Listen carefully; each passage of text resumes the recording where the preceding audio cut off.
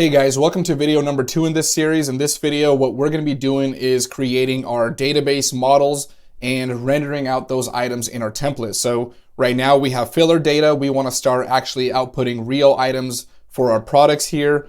And then we're actually going to create a real order and fill up our cart with real items. So you're going to start seeing images rendered out here and our checkout page with dynamic data for a real user. So we'll take care of all of that in this video.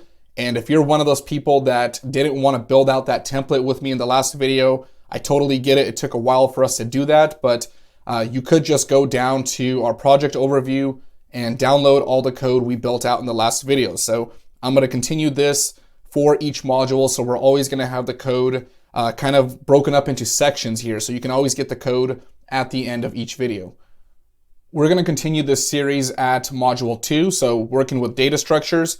All the videos are going to be free and posted here. So module 2 is a premium feature if you want to use this step-by-step guide. So if I log out, you're going to see the modules with this unlock button right here. So you can unlock all the modules in this course by going to this page right here, and $12.49 will unlock everything. So if you want to follow along with the guide, go ahead and complete this. You can use PayPal or credit card or a debit card to purchase this. If not, it'll all be visible in the video. I'm still going to follow the guide, so let's go ahead and get started.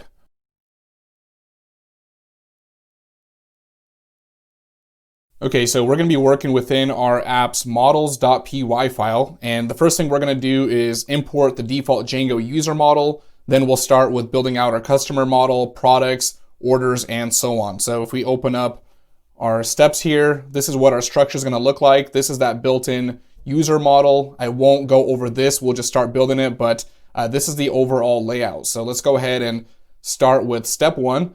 And with this, we want to import the Django default user model. So we'll grab that, paste that in here. So for those of you typing this out, it's django.contrib.auth.models import users. So we're grabbing that, and in step 2, what we want to do is build out our customer model. So our customer model is going to have a few attributes. We're first going to give it the user, and we're going to attach that as a one-to-one relationship to that model we just imported, and then give it a name and email. So let's go to our models.py file and build that out. So I'll set that as class customer, and it's going to inherit from models.model.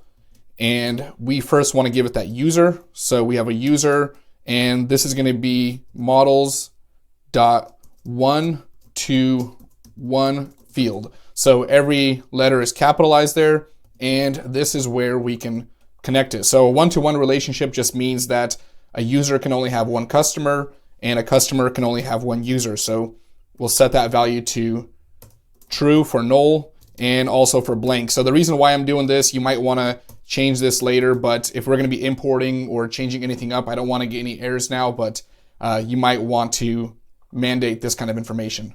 So for our name, we're just going to set that to models.charField. So we're just going to make that a string value, and we'll set the max length to 200 for now. So we'll leave that. I don't think we need that any longer for a name. And then we're going to set, actually we need to set the value. Then we'll set null to true. And the last thing we need is going to be an email. So I'm actually going to copy and paste this and just change the attribute name. And we'll set that to email, and let's return that string value. So we'll create that function or the method underscore str underscore underscore, and we're going to pass in self, and we want to return self.name. So self.name. This is going to be the value that shows up in our admin panel or when we query the model. And before I forget, let's go ahead and set on underscore delete. We need to set this value for creating the relationship, and we just want to delete this item if the user item is deleted. So we're going to set on delete to models.cascade. So once we have that, let's go to our steps now and start building out our product, order, and order item model. So for our product, we just need to set the name, price, that's going to be a float field, and then digital. So digital is going to be a Boolean value, and why this is a Boolean value is because we want to know if the item is digital, we don't need to ship it. If it's false, then that means that's a physical product. We need to ship this. So that's where I am going to get that logic from. So let's go ahead and create that. And for this, we're going to set class product. And again, we'll inherit from models.model. And we're just going to grab the name value here. I don't want to repeat myself, so we'll paste that in. Then we need price, and we haven't used that, so we need to create that. Price is going to be models.float field. So we have that set, and we also need digital. So digital, that's going to be models.boolean field. Boolean field. And we need to set a default for this. So default, we want to set that to false. So by default, each item is going to be a physical item unless we change that. So that's going to be equal to false. And then I am going to set null and blank also to true. So I just default into this. You don't have to follow this step if that's not your practice here. So we'll set default null and blank to false. And let's return the string value. So underscore str underscore underscore, pass in self again, and throw in name. So return self.name. And before we move on to our order, that needs to be models.model. Take out that extra s there, and let's go to our order object. So our order object, we just give it a relationship to a customer. That's a many to one relationship, which means that a customer can have multiple orders. And then we have a date ordered, that's self-explanatory. Complete, this essentially means that if complete is false, that is an open cart. We can continue adding items to that cart. If that's true, this is a closed cart. We need to create items and add them to a different order. So this just changes the status of our cart. And then finally, a transaction ID. This is just going to help add in some extra information to our order. So let's go ahead and create all of this. So just below product, I'm going to go ahead and copy this right here, and we'll change the name to order. And we are going to set the foreign key value. So customer is going to be equal to models.foreign key. And we're going to throw in the customer object here. So we're taking this, we're passing it in. So we're setting the relationship, and just want to make sure everything's spelled correctly. And for this, we also need the on delete value. So we are going to set this, instead of cascade, we're going to set it to null. So if a customer gets deleted, we don't want to delete the order. We want to just set the customer value to null.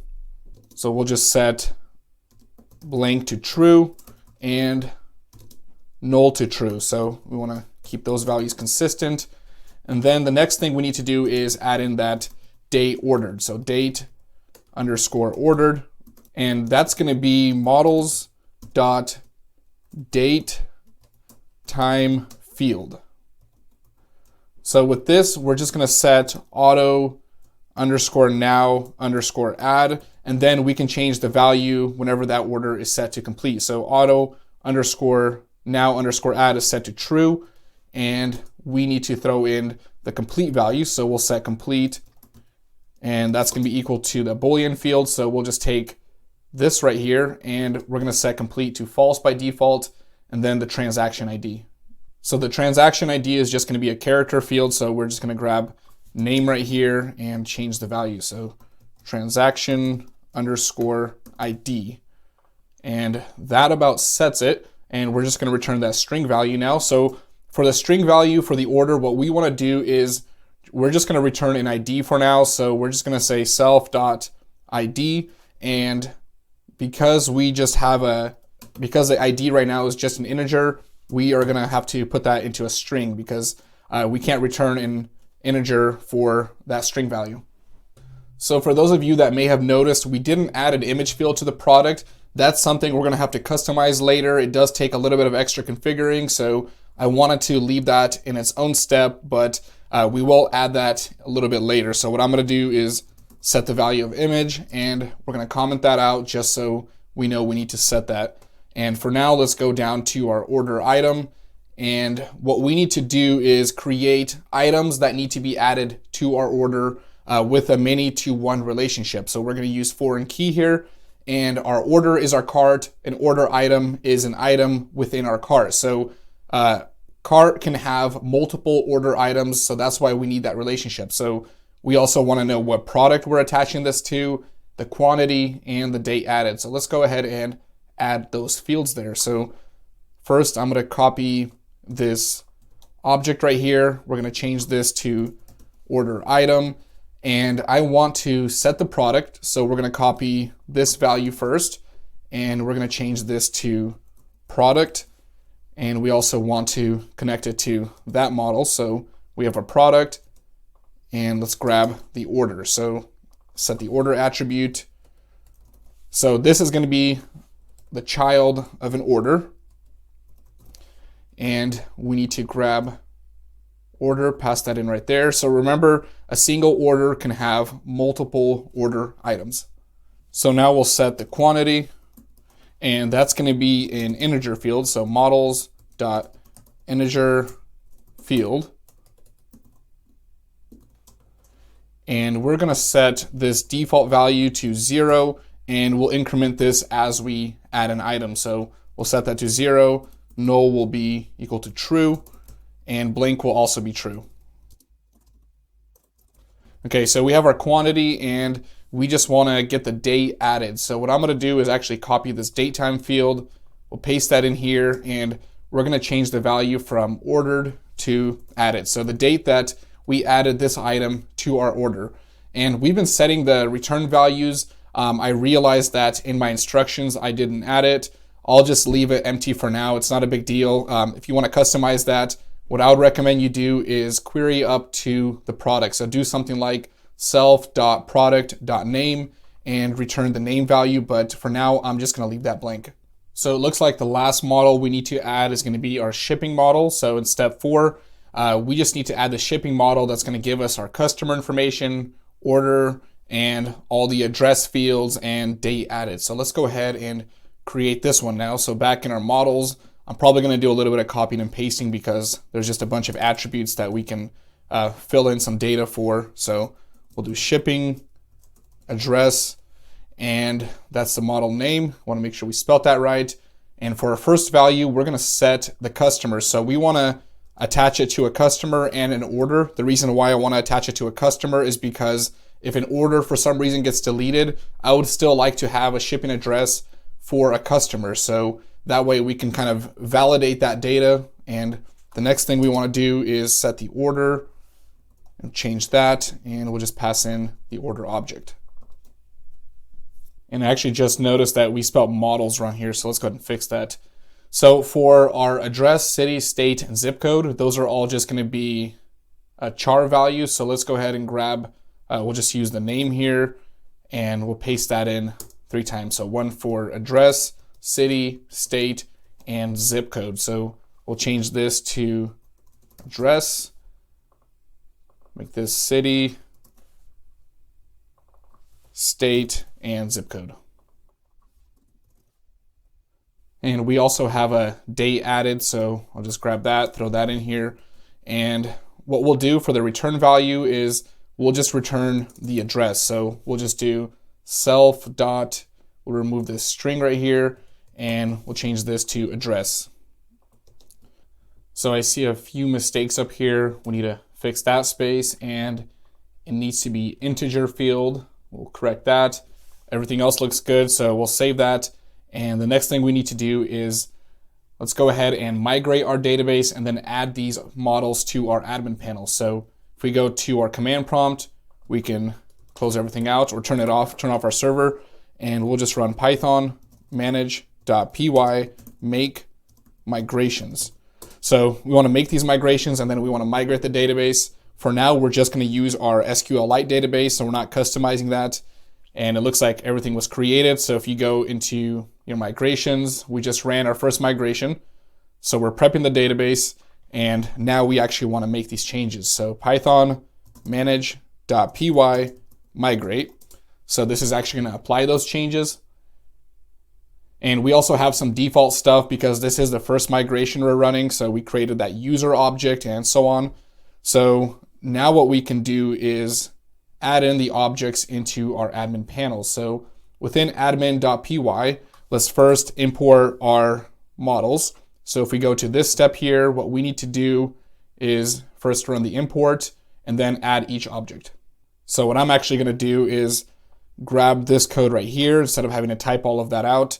We'll first run the import and then I'm going to paste that in. So from this directory, so from .models import, and we just want to import all of them. So that's why we're using that star.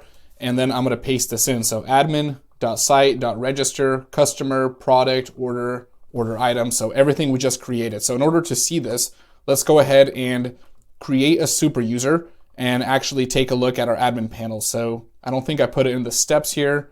I guess I did. So what we want to do is create the admin panel, create a super user, and actually add some products. So if you want, you could add the same exact products that I'm going to be using.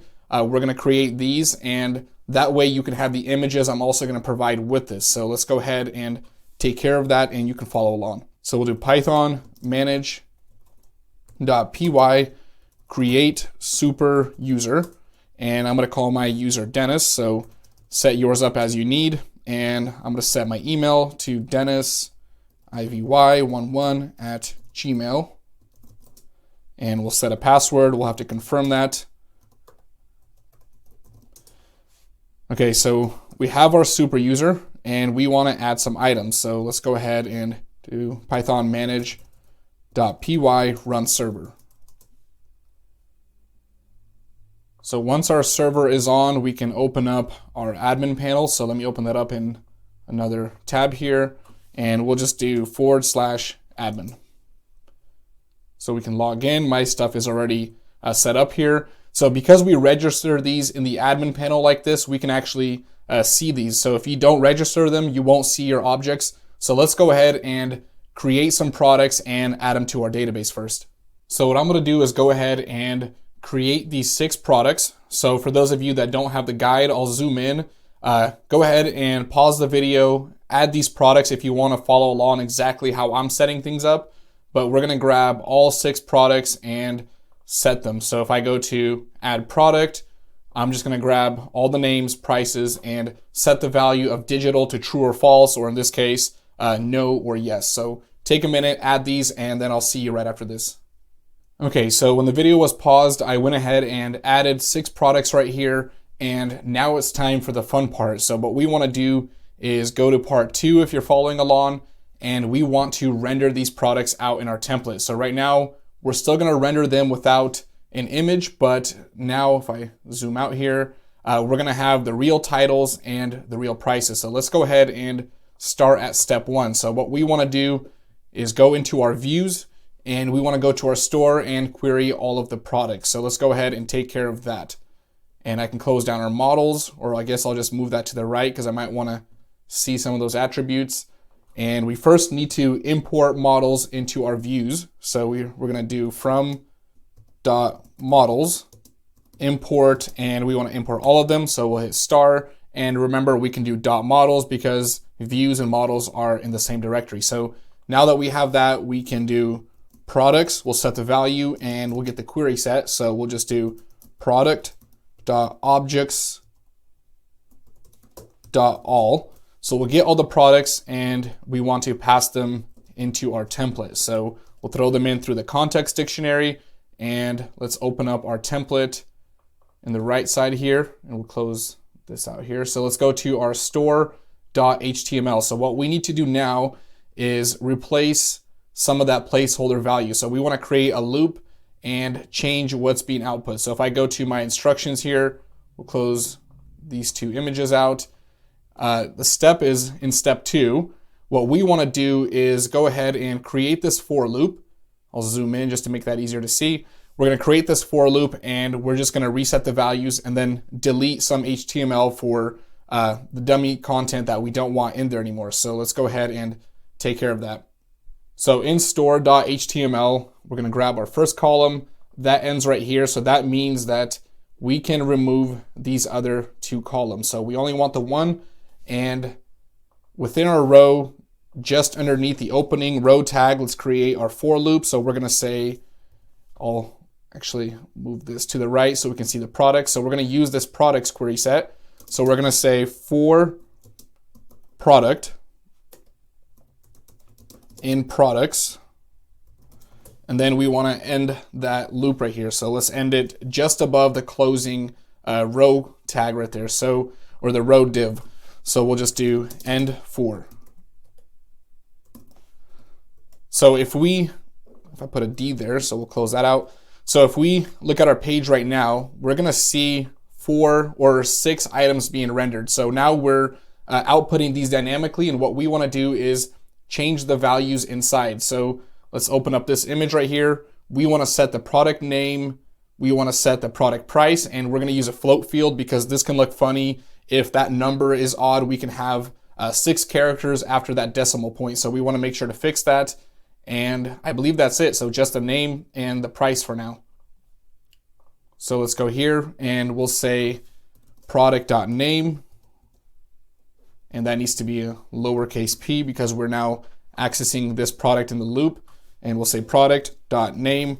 And then for the price, we're gonna leave that $sign right there. So we're gonna do product.price. And then we're gonna do a pipe. And we're gonna say float field, and we wanna get 2 decimal points to the right. So if I save that, we refresh, we should see dynamic content being output. So it looks like I spelled float field wrong. It's float format, not float field. So format, and now if I refresh that, okay, perfect. So we have our products. We have headphones, the Mountain of Olive book, source code, t-shirt. We see all the prices. And in step 3, what we want to do now, or part 3, we want to take care of rendering out the product images. So for this, what we're going to have to do is first add an image field. And the image field requires an import that we need to run, and that's going to be pillow. So we'll take care of that. And then we'll set up our media route, make sure that when we're uploading images, they're being uploaded to the right file, and then we'll configure our URLs to actually render this image, and then we'll finish it up with having the products displayed. So if you look at the end result, we should have this being rendered out, so we'll actually have images that we're going to import. So before we start working on that, if you're wanting to use the same images that I had, I actually make sure they fit in the div properly so they can align with the products. Let's go ahead and download these 6 images. And when you download these, do not put them into your static files yet. Put them somewhere where you can just query them later because we want to upload these dynamically. So I'm going to put them into my desktop. Again, don't put them in your static files just yet. So I'm going to grab the headphones and I'm going to repeat this a few times. Let's make sure we get all 6 and put them somewhere where we can find them later, but not into the static files.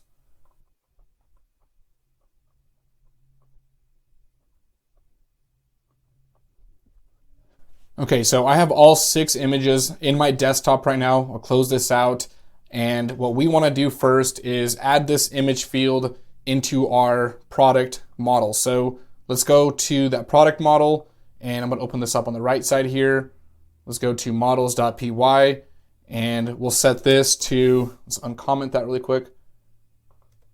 And this is going to be models.imageField. So capital I, capital F, and we're going to set null to true. This is to ensure that we don't get any errors because now we are adding this field to objects in the database, so this could throw something off. So let's just set blank to true. And one thing we're going to notice here is the second we add image field, we should see an error in our command prompt. So it's telling us that we need to install this library called Pillow. And essentially, Pillow is just an image processing library that allows us to add this field to our model. So let's go ahead and just add that. I did link it up if you have this description right here, or if you have these steps. You could open up this link and read a little bit about it. Here's the URL if you don't have the link, but if you want to learn more about it, just go ahead and check that out. But let's run pip install Pillow. And we also need to run a migration once we have that to add the field. So let's take care of that. So we'll just do pip install Pillow. So now that we have Pillow installed, we can run Python manage.py make migrations. and then we'll migrate it.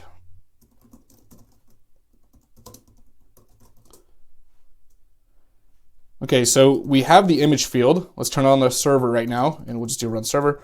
And let's take a look at that. So one thing we need to do is configure the media route to change where this image gets uploaded. So right now we have this image field. When we upload it, we don't have a file to place this image. So what's going to happen here is the image is just going to get thrown into our root directory. So we need to configure it to upload into images, or into static and then images. So to do that, what we need to do is go into our main project here, into settings.py, and take care of media route. So media route is just gonna set the path to where we're gonna upload this. And if we go to step 2, this is where we're taking care of that. We need to set this up. So just underneath static files dir, we need to add in media underscore route, and then we'll set that path. So let's take care of that.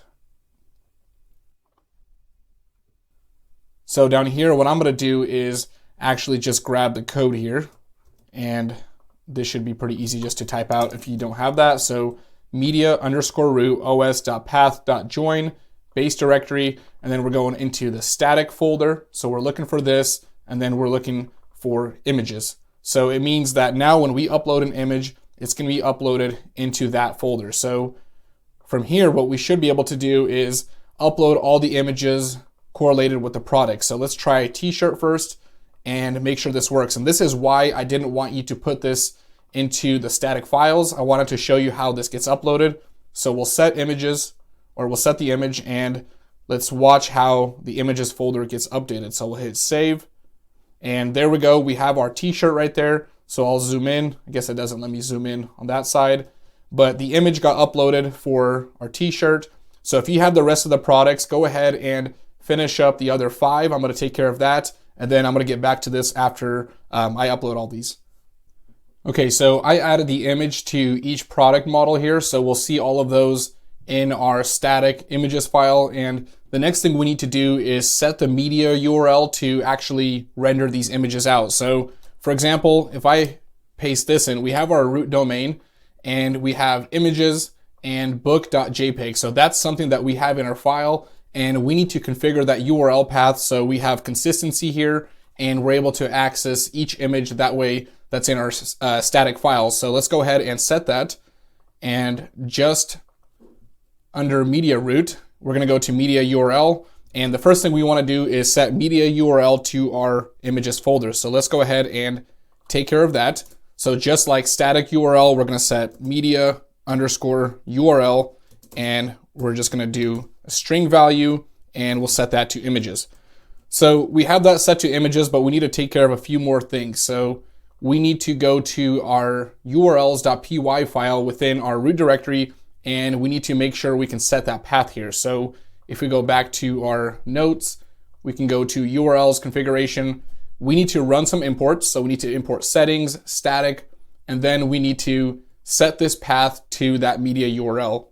So let's go ahead and close this image out and run those imports. So what I'm gonna do is actually grab static and settings from this code snippet, and we're gonna paste that in just underneath path and include here. So from django.conf URL static, import static, that's gonna import a function that we need, and then import settings. So that means that we can have access to this media URL. So after that, what we wanna do is go ahead and append to our URL pattern. So we wanna use that static function that we just imported and use that media URL and set it to the media root, so that folder. So let's go ahead and finish that up now. And for this, what I'm gonna do is actually just copy that code also. So let's go ahead and expand that, and we wanna take this. So I'm gonna throw that just underneath URL patterns.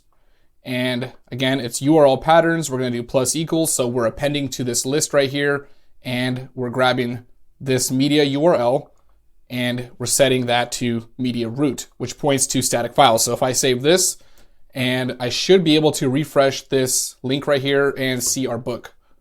Okay, so there we go. So that configures the media URLs. We're now able to dynamically access those. So let's go to the next step, and I believe we are trying to render the images. So to render these images, all we need to do is go to our template here. So let's close all of these. We'll go back to our app, not static, but store. We'll open up store.html, and within here, to render this image, we just want to get that product and then image. So we're going to do product.image. So we're getting the image field, but instead of pulling up the file, we're going to do .url. So if we save this, we should see our images rendered out instead of this placeholder now. So there we go. We have our products rendered out for each model. That's how we're able to do that dynamically. I want to fix something here, because if we don't add an image to one of these products, we can get an error for the entire page. So let me show you what I mean by this. I'm going to grab this book. We'll just clear the book. We'll save it and make sure that we don't have the book image in there anymore. So we have no more image. If I go to the page and refresh it, we're going to get this error because our image field, what's happening here is we're looking for the URL pattern. And because we don't have an image in that product, we're getting an error because it can't find that URL. So what I'm going to do to fix this is create a function, model method for our image field. And we're going to create this image URL attribute. And for this URL attribute, we're first going to query that URL. If it doesn't exist, we're just going to return an empty string. So that way we at least get no image in that field, but we don't get an error. So we can at least render that image field. So what that means is we're going to change this from image.url to this model method that we create. So let's close this out and back to our models.py file. Let's go ahead and set that up. So models.py, we want to add that to the product right here. And let's start by doing @property. So this is going to give us, it's a property decorator. It's going to let us access this as an attribute rather than a method. So I would recommend you just look this up if you don't know what this is, but just keeps things simpler. So we'll just call this image URL, and we'll capitalize the URL here. And we're going to say, we're going to do a try catch. So we're first going to say URL is equal to self.image.url. So if that doesn't work, what we want to do is within our except block here, we want to go ahead and render that empty string. So we have except, and then we're going to set URL to an empty string, and we'll just return this value. So we'll save that. And now what we can do is go ahead and change this from product.image.url to product.imageURL. So it's going to take this field right here and return it that way. So if we go to our page here, we should see the page still render, but with that empty image because we don't have one for that field. Okay, so there we go. So everything rendered out correctly. That image isn't there because we removed it, but at least the rest of the page is rendering. So let's go ahead and just add that in one more time, make sure that we have that book and get back to where we were. Now if I refresh this, there we go. So that just helps us avoid that error, cleans things up a little bit, and that's it for part 3. So that takes care of our image field. The next thing we're going to do is work on our user cart. So I'm going to go ahead and create some orders here. So we're going to create an order for a fake user, and we're going to render out items in our cart page. So we have our products, and we want to make this data dynamic before we actually start working with the user functionality and how a user can add this item. So let's quickly add some data here in our admin panel. So what we're going to do is create a customer here, and I want to attach the customer to the current user that's set to me right now. So we're just going to say the name is going to be Dennis for the customer. We're going to use the same email. So whatever you set your user, go ahead and use that same email, and we're going to create a customer. So that's our one-to-one relationship. And within store, let's create an order. So we want to create an order. This is going to open up a cart for us. We're going to set that customer to the customer we just created. Leave complete to no because we want that as an open cart. And I'm just going to set some random numbers to the transaction ID. So we have a customer, we have an order, and we want to add some items to that cart. So we're just doing this manually for now so we can render this. We'll take care of this in the next module. So we'll just set the first item to the Mountain of Olives book. we'll set the order, and we want to add one more item here. So let's just throw in a t-shirt, and we'll set that order, and we'll set the quantity to 1. So we have an order, we have a customer, and what we want to do now is render out this data here for the customer. So we added in the customer information. That was step 1, adding that data to the admin panel. And what we want to do now is go ahead and go to our cart and get some data. So in here, what we want to do is close everything out, and we'll go to our views.py file. So everything is going to be rendered in our cart template here. So what we want to do is prep the data, render it out, and then change this dummy data right here to output real data from our view. So we'll go to our cart, and what we're going to do is first check if our user is authenticated. So what we're going to do is we're going to set 2 conditions, one for an authenticated user and one for a user that is not logged in. So let's check the authenticated user. So to get this, we can say if request.user.is_authenticated. So if the user is authenticated, let's go ahead and set the customer value. Customer is going to be equal to request.user.customer. So we can access the one-to-one relationship that way. Remember, we connected the user and the customer in models.py. So we have the customer, and now we want to get the customer's order. So we're going to set order, and then we're going to do created. And the reason why we're going to query it this way is because we want to either create an order or get an order if it exists. So we're going to set order created, and we're going to say order.objects.get_or_create. And I linked up the documentation to this, and essentially what we're doing here is creating an object or querying one. So if I look at the documentation, you can use this link or just do a search for get or create Django. It'll take you to this documentation, and that function is doing something like this. So it first tries to query an object with certain values. If that object doesn't exist, it creates it, and we're essentially just putting that into a single function.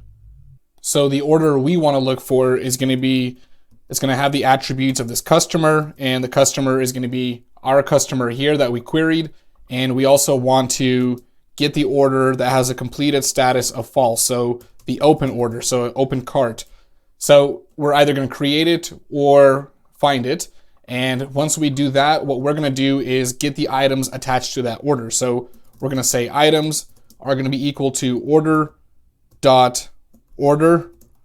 item underscore set.all. So a lot of beginners get confused with this, and just to recap this, we are able to query child objects by setting the parent value and then the child object with all lowercase values and then underscore set.all. So it's going to get all the order items that have this order as the parent. So once we set that, we need to create one more conditional for the user that's not logged in. So if the user is not authenticated, we can't just return nothing because we're going to start looping through this items list right here in our template. So we at least need to return an empty value for now. So let's set items to this empty list.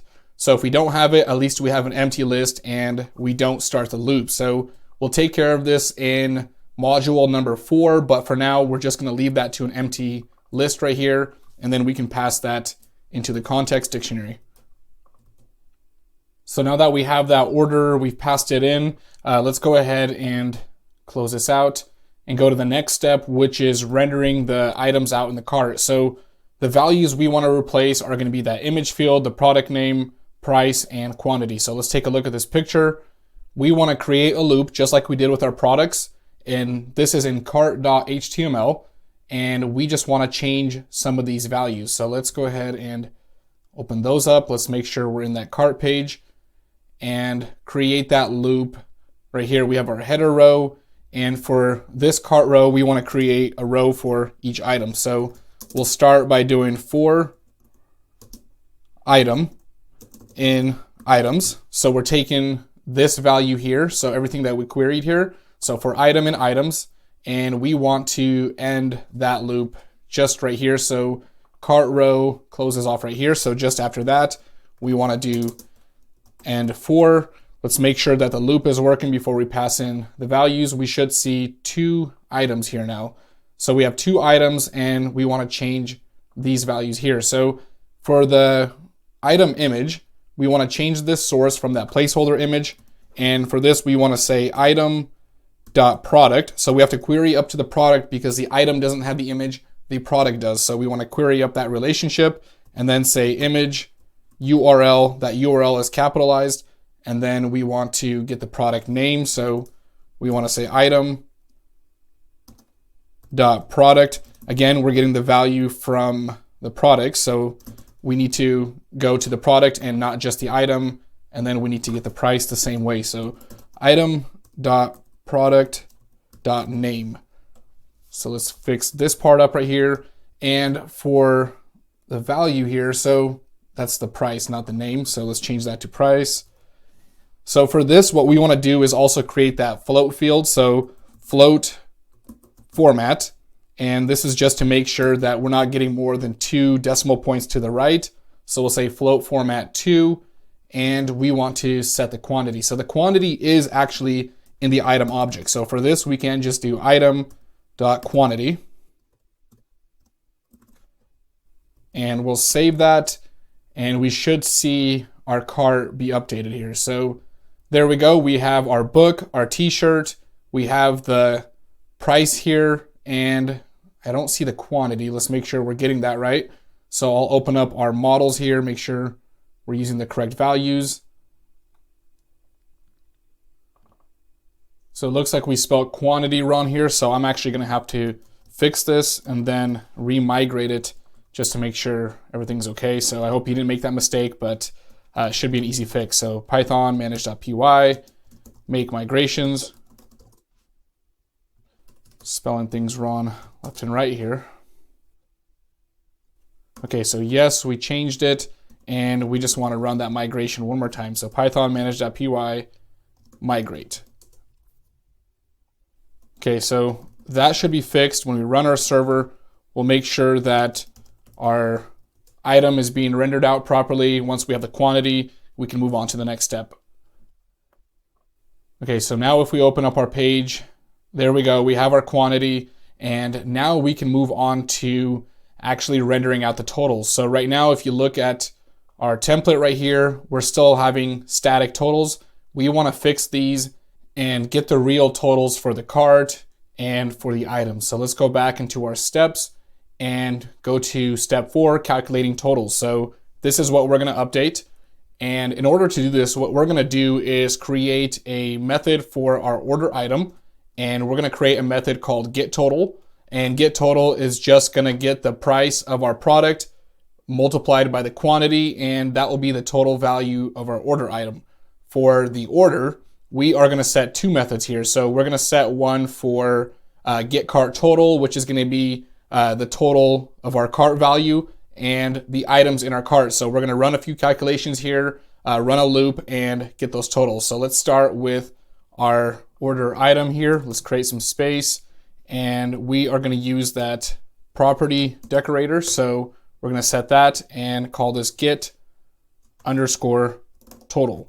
So the value of total is going to be the price by divided by or multiplied by the quantity. So total is going to be equal to self.product. So we need to go to the product to get the price, dot price, multiplied by self.quantity. So we have that, and we want to set total to the return value. And now that we have this as a property right here, we can access this in our template. So we'll go to our template, and here's our for loop, and we're going to set this to the item total. We're going to leave that dollar symbol there, and we're going to say item.get underscore total. So once we have this, we should see our total render out dynamically. So let's refresh this, and we now see our dynamic total. So we have $14.99, that multiplied by 2 is $29.98, and then we have $25.99, one product.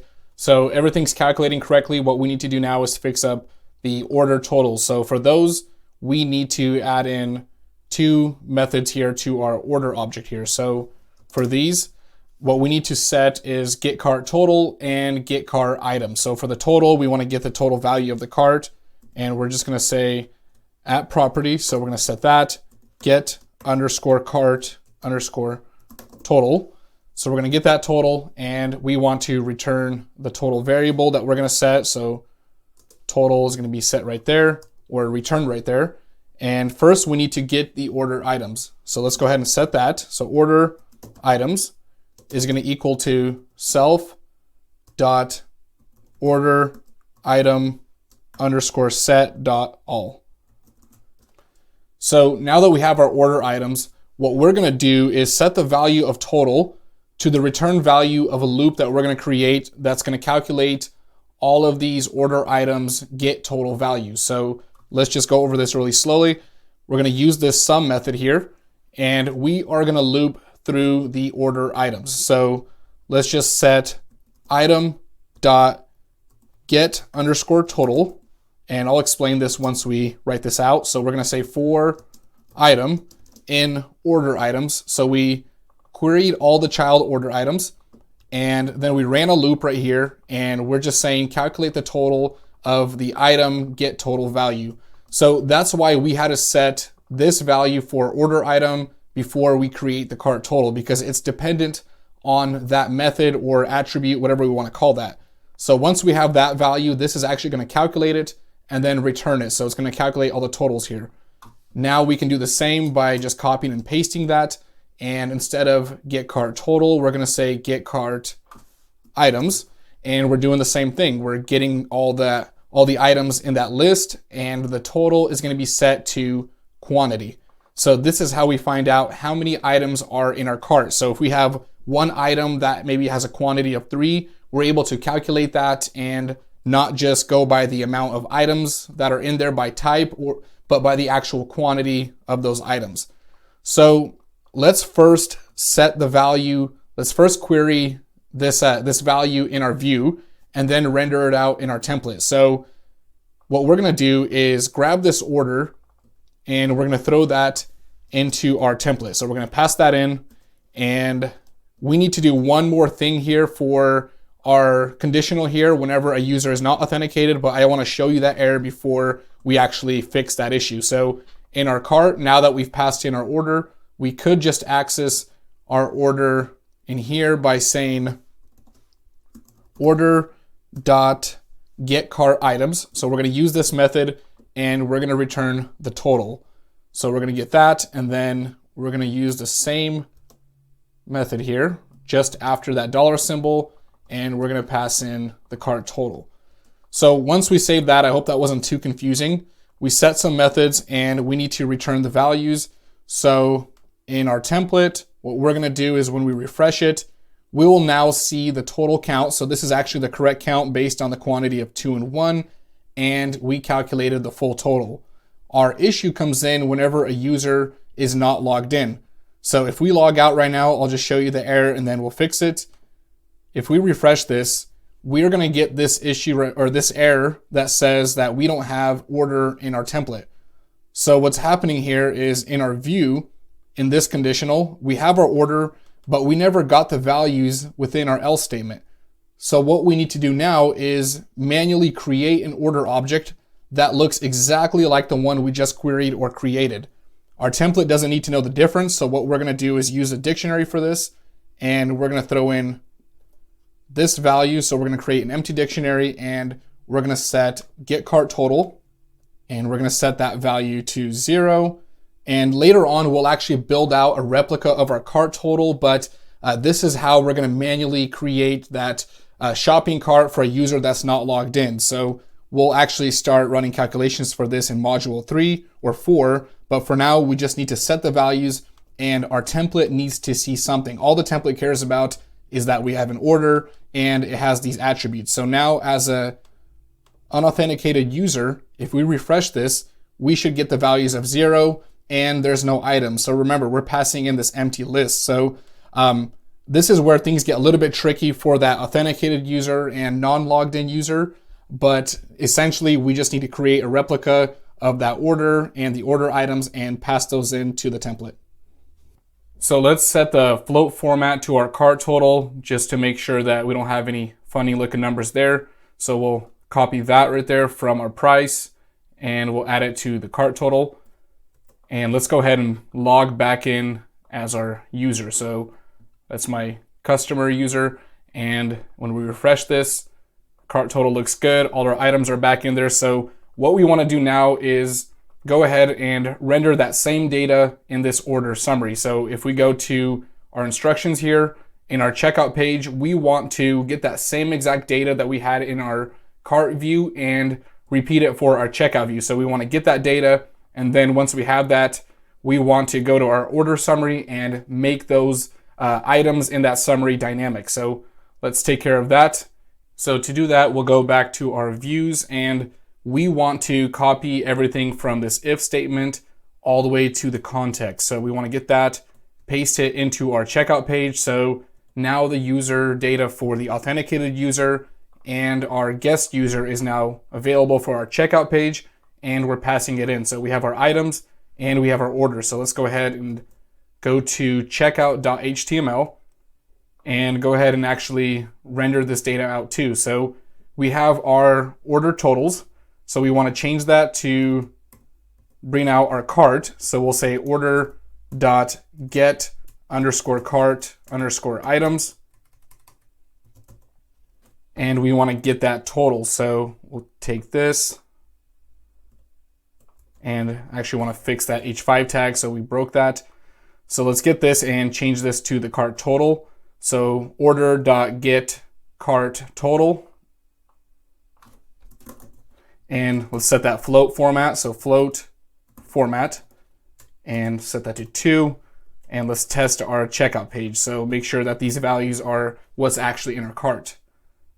So those values are now dynamic, and we need to set our cart rows. So each cart row needs to be created for each item in our views there. So everything that we rendered out. So this is going to be similar to our cart page. So we're going to say for item in items, and we want to end this loop just after this div. So let's create some space, and we're going to say end for right here. And now we want to set the value. So product, we need to get the product name. So we're going to say item.product.name. Then we want to get the total here. So we're going to say, not the total, but the price. So we're going to say item.product.price. And for the quantity, we're just going to take the item quantity. So let's change this to item quantity.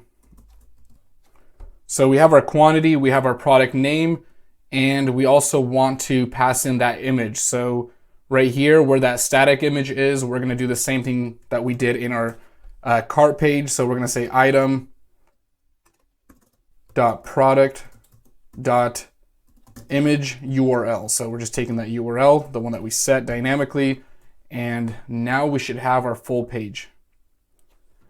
Okay, so it looks like we have a little issue right here, so let's fix that. And it looks like we broke that paragraph tag. So once we have this, I believe that's it. So we should have our totals rendered out. So we're repeating our cart, everything that's in here, everything's dynamic. So that's it for part 4, which is also the end of our module. So in the next module, what we're going to be working on is the site functionality for authenticated users. So users will be able to add to cart, they'll be able to update cart by changing the quantity, removing items, and then actually checking out as an authenticated user. So that's module 3. So see you guys in the next video.